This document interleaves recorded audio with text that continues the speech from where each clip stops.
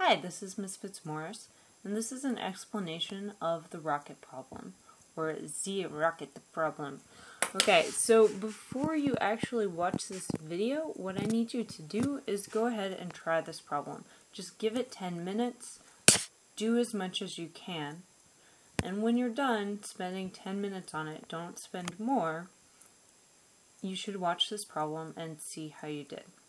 Okay, so we have a velocity time graph of a rocket, and this graph represents a velocity time graph for a rocket. It explodes 32 seconds after liftoff. Okay, so number one, it says, what is the rocket's velocity after 6 seconds? Okay, this is actually easier than you might think. All we have to do is we have to go, because it wants the velocity, I just have to read it off of the graph. So at 6 seconds, that's right here, I can read across over here, this is my velocity, and it looks like at 6 seconds my velocity of my rocket is 160 meters per second. Okay, so number two.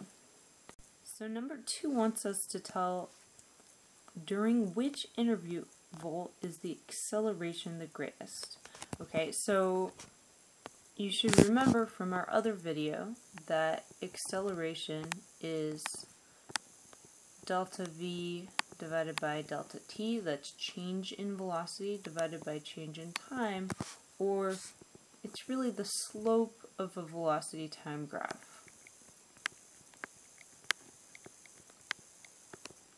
Okay, so we want to know, where does this thing have the biggest slope? That's what number two is really asking. And just kind of visually, it's steepest right here between 0 and 2 seconds. So our answer is going to be between 0 and 2 seconds.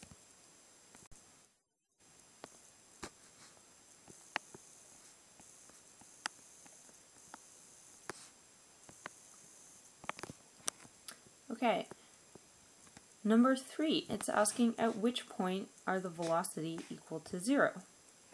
Okay, since again this is a velocity time graph, I can just look across and see where is my velocity 0, and it looks like these 2 points are the only 2 points.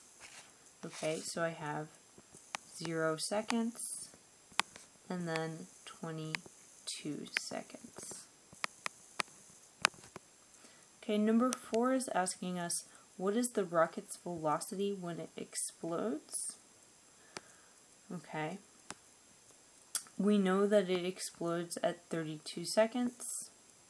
Okay, and again, we're just looking for velocity.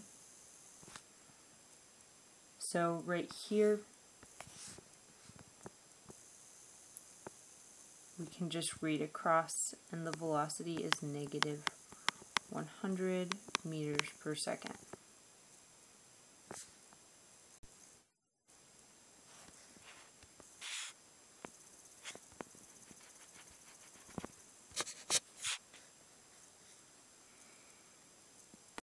So what you need to do is give me a second to actually delete some of these lines. Okay, so that wasn't really possible, but we have a new slide, and we were on number 8. So we want to know how far it goes in the first 2 seconds. So that's asking for delta x. Remember that we can find delta x using area. Okay, so we have this triangle. We need to know what is the area of this triangle, and that's delta x. So delta x is equal to 1/2. The base is 2 seconds. The height is 80 meters per second. And when I multiply that all out, I get 80 meters. Number 9, it asks what was the rocket's height above the ground when it exploded. Okay, so this is kind of a pain as well because we need to know the whole displacement. Okay, so we need to know all of this area, so we have to find all of this area and add it, and then all of this area down here and subtract it. Okay, so what we can do is we could go ahead and break it up into a million little shapes. Or we could say, I know that 2 squares, and I'm going to get rid of this. Okay, so this original triangle I drew for 8, it's half of 4 squares, so it's 2 squares is equal to 80 meters.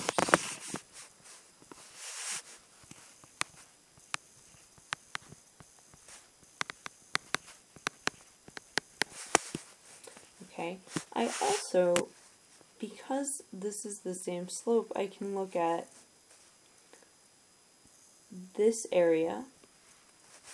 So this area right here, that's negative. Okay, we're going from 22 to 32 seconds. That's 10 seconds. If I go 10 seconds back, this is going to be the exact same area. And so these two things will cancel each other out and give us 0 in total. So now I just need to find the rest of the area. And I'm actually just going to count squares. Okay, so you can go ahead and do fancy geometry if you want, but when I count up all the squares, I get 1, 2, 3, 4, 5, 6, 7, 8, 9, 10, 15, 20. Okay, then I get a bunch of half squares, and I get 29 and a half squares. Okay, so 29 and a half squares, I know that 2 squares is 80 meters, and what I can do is I can set up a little ratio. 2 equals 80. We want to know the distance, and we have 29 and a half. I can cross multiply really quickly. So I'm cross multiplying here, and I get x is equal to 80 times 29.5. This is a times in the middle, divided by 2. Okay, and I get a number.